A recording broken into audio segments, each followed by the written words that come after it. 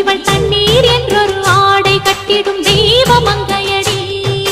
தையம் தீயம் தக்கு தீயம் தக்கு தையம் தீயம் தக்கு தீயம் தக்கு தையம் தீயம் தக்கு தீயம் தக்கு தையம் தீயம் தக்கு தீயம்